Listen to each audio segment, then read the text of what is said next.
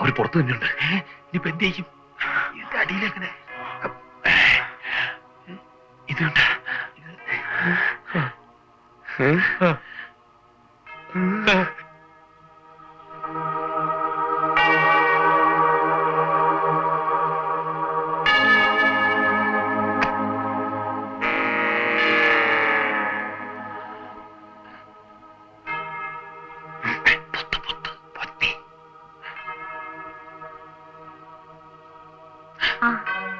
ഭരണങ്ങാനത്തൊന്നും വരുന്നതല്ലേ?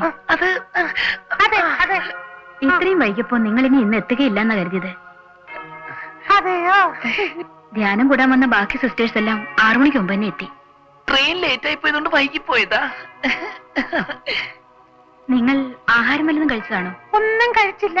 കുടൽ കത്തിക്കരിയുന്ന വിശപ്പാണ്. എന്നാൽ ഡൈനിങ് ഹാളിലേക്ക് പോയിക്കോളൂ. നിൽക്കൂ. എന്താ ഈ കർച്ചിഫ് മൂക്കിൽ തന്നെ വെച്ചിരിക്കുന്നത്?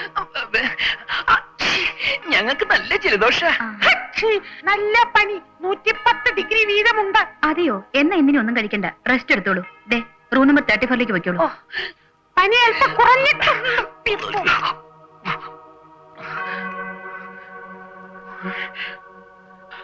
നല്ല ഫുഡ് കഴിക്കാനുള്ള ചാൻസാ നഷ്ടപ്പെട്ടത്. അവന്റെ ഒരു ഒടുക്കലത്തെ ഫുഡ് അവന്മാരുടെ കൈ കിട്ടി നമ്മളെ ജീവനോടെ വെച്ചേക്കില്ല. അത് ഉറപ്പുള്ളത് കൊണ്ട് നല്ലതുപോലെ ബാക്കി രുചിയായിട്ട് എന്തെങ്കിലും കഴിച്ചിട്ട് മരിക്കാമെന്ന് പറയുന്നത്. അവന്മാർ ഇവിടെയൊക്കെ തന്നെ ഉണ്ട്. ഇപ്പൊ പുറത്തു പോകുന്ന അപകടം ഇവിടെ തന്നെ കൂടാം. എത്ര നേരമായി ഈ കർച്ചീഫും പിടിച്ചോണ്ട് ഇങ്ങനെ ഇവിടെ? അല്ലാതെ പിന്നെ എന്ത് ചെയ്യാനാ? അതെ, നമുക്ക് ഈ മീശ കരിച്ചു കളഞ്ഞാലോ? ചേട്ടനെ തന്നെ താനങ്ങ് കരിച്ചോണ്ടാ മതി. ഈ മോന്തയില് മീശ ഉള്ളതും ഇല്ലാത്തൊക്കെ കണക്കാ. പിന്നെ കിടന്നുറങ്ങാൻ നോക്ക്. പോത്തുപോലെ കിടന്നുറങ്ങിക്കളയരുത്. അവന്മാര് പോയി കഴിഞ്ഞാൽ നമുക്ക് അപ്പ സ്ഥലം വിടണം. വല്ലാത്ത ഉഷ്ണം. പിക്കല്ലടാ.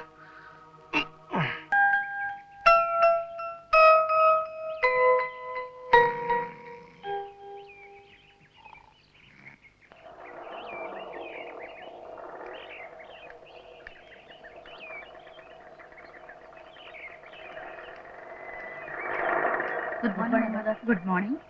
നിങ്ങൾ എവിടെ നിന്ന് വരിക? ഭരണങ്ങാനത്ത് നിന്നും വരിക. ഇന്നലെ വരാൻ പറ്റിയില്ല. ഭരണങ്ങാനത്ത് നിന്നോ? അപ്പൊ രാത്രി വന്നവരോ? അവിടുന്ന് വേറെ ആരും വന്നിട്ടില്ല മദർ. ശരി, വരൂ, ഞാൻ കാണിച്ചു തരാം.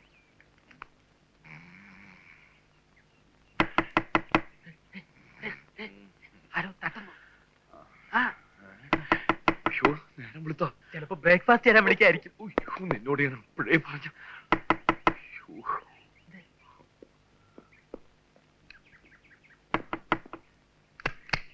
നിങ്ങൾ ഭരണങ്ങാനത്ത് നിന്നാണോ വരുന്നത്? അല്ല,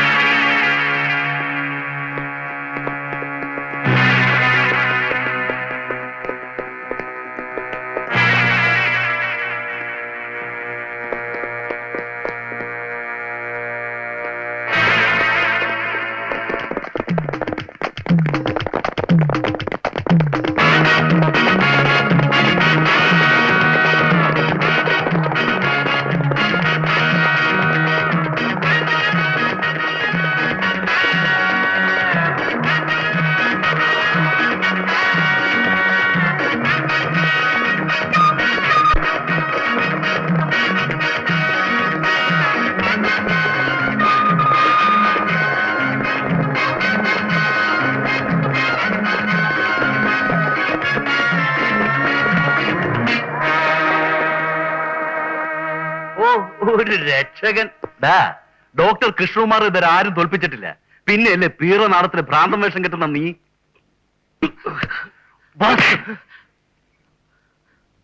ഡ്യൂട്ടി റൂമിൽ നിന്ന് താക്കോൽ മോഷ്ടിച്ച് രണ്ടിനും തുറന്നു വിട്ട് അല്ലട. ഇതിനകത്ത് നീയൊക്കെ ഇനി എങ്ങനെ രക്ഷപ്പെടുമെന്ന് ഞാനും നോക്കട്ടെ. സെലറത്തേക്ക്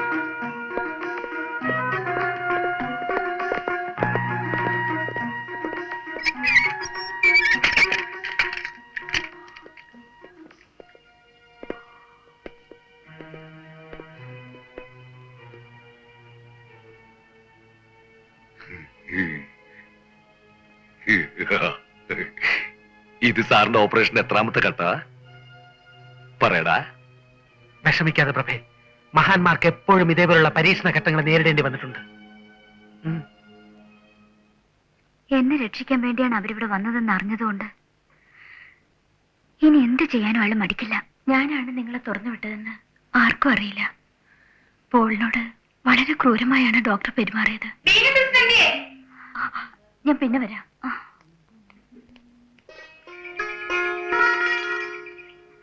നീയാണ് കുറ്റവാളി. അയ്യോ, നീയാണ് കുറ്റവാളി. നാടകത്തിൽ റൗഡി കൃഷ്ണ അഭിനയിച്ച പൂച്ചാക്കൽ റഷീദ്.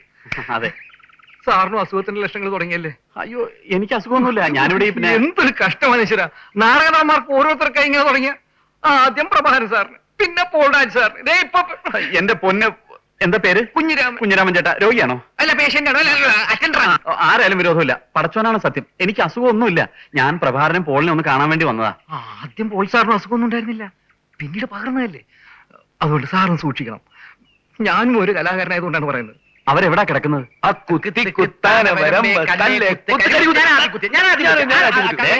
ആരാ വന്നിരിക്കുന്നു? പോളെ? ഇത് കാണുമ്പോ സൂര്യ നമസ്കാരം എന്ന നാടകത്തിൽ ജയിലിൽ കിടക്കുന്ന ചേട്ടനും അനിയനും അവരെ കാണാൻ വരുന്ന ഫീച്ചർ എഴുതാൻ വരുന്ന പത്രക്കാരൻ ആ രംഗമാണ് എനിക്ക് പോകുന്നു വരുന്നത്.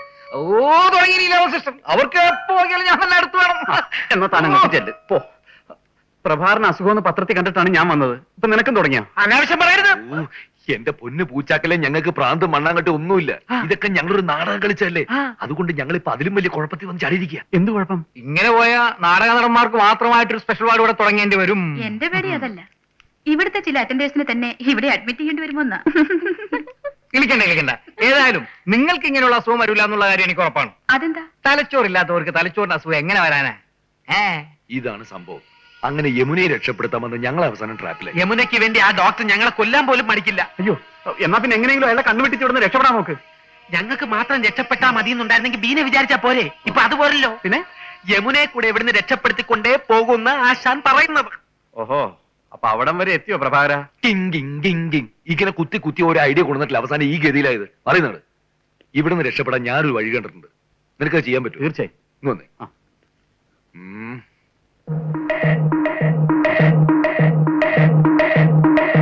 ഞാൻ ഏറ്റു. Okay okay okay. നല്ല ഉഗ്രൻ ഐഡിയ. എന്ത്?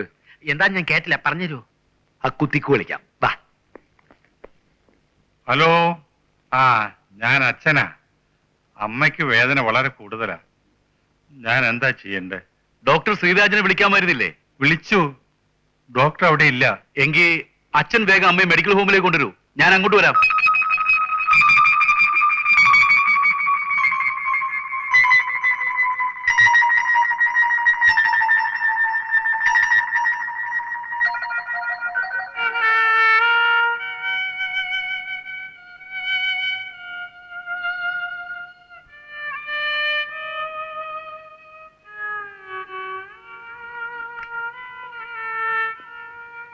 Good morning doctor.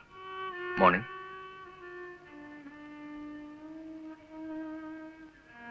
വരും.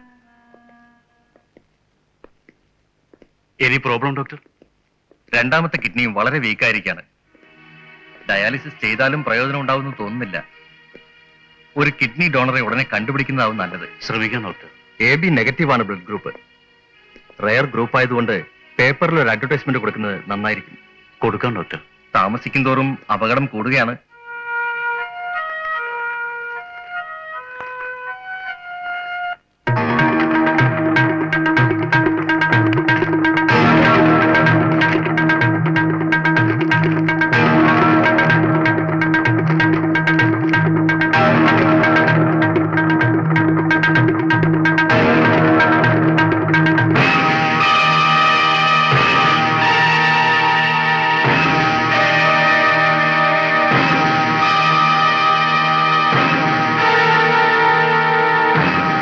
സിസ്റ്റർ. ലീലാമേ, ആ സെല്ലി പിടിച്ചിട്ടിരിക്കുന്ന പ്രശാന്ത് ഇല്ലേ? അതായത് ആ നാടകക്കാരൻ പ്രഭാകരൻ. അയാളുടെ ടെമ്പറേച്ചറും BP ഒന്ന് പരിശോധിക്കണം. വേഗം വേണം.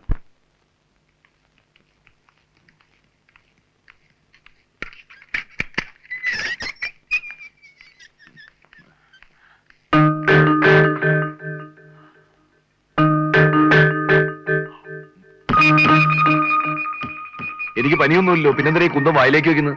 ടെമ്പറേച്ചറും ബി പിയും റെക്കോർഡ് ചെയ്യാൻ ഡോക്ടർ പറഞ്ഞിട്ടാ. ആ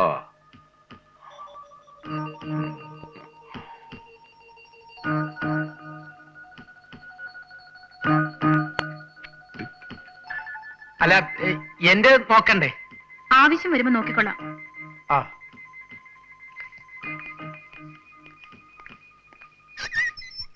എടാ, എനിക്ക് ഭ്രാന്തില്ലെന്നും നമ്മൾ രണ്ട് നാടകക്കാരാണെന്നും യമുനയെ രക്ഷിക്കാൻ വേണ്ടിയാണ് നമ്മൾ ഇതിനകത്ത് കിടക്കുന്നതെന്നൊക്കെ ഡോക്ടർക്ക് അറിയില്ലേ? കറക്റ്റ്. പിന്നെ എന്തിനാണ് അതൊക്കെ നോക്കുന്നത്? മൊത്തത്തിൽ ഇവിടെ എന്തോ ഒരു സ്പെല്ലിംഗ് മിസ്റ്റേക്ക് മണക്കുന്നുണ്ട്.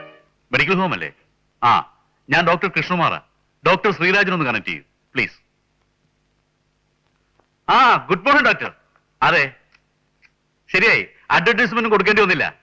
അതെ, കിഡ്നി സംഭാവന ചെയ്യാൻ ഒരാൾ സമ്മതിച്ചിട്ടുണ്ട്. അല്ലല്ല, അതെന്റെ ഇവിടുത്തെ ഒരു പേഷ്യന്റാ. പോളെ, എന്താ എന്താ മീനെ? എന്തൊക്കെയോ കുഴപ്പങ്ങളുണ്ട്. പ്രഭാകരനെ ഇങ്ങോട്ട് കൊണ്ടുപോകാൻ പോവാ. എന്തിനാ? എനിക്കറിയില്ല. അവര് വരുന്നു, ഞാൻ പോട്ടെ. കണ്ണുകൊണ്ടൂടെ? ഞാൻ മെഡിസിൻ റീചാർജ് ചെയ്ത് കൊണ്ടുവരാം. ഏത് മെഡിസിനാ? പെൻഡത്താൽ.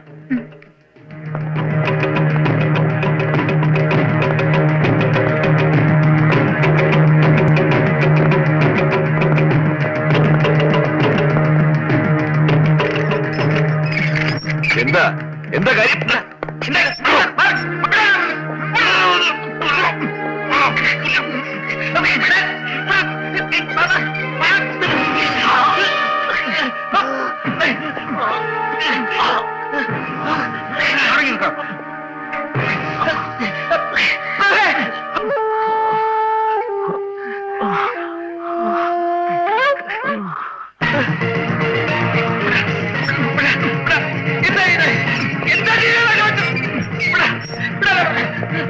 ഒന്ന് വേഗം കൊണ്ടുപോടും.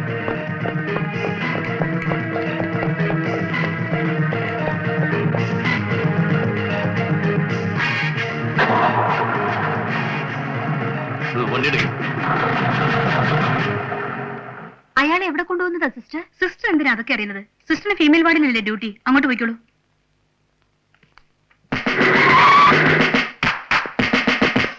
ഇങ്ങോട്ട് പറ, അങ്ങോട്ട് പോവാ. അറിയിക്കോട്ടെ, ഇതെന്താ മെന്റൽ ഹോസ്പിറ്റലോ അതോ ജയിലോ? അസുഖമില്ലാത്തവരൊക്കെ പിടിച്ച് സെല്ലിൽ അടയ്ക്കാൻ. വേഗം എടുക്കണം, വേഗം തുറക്കാൻ.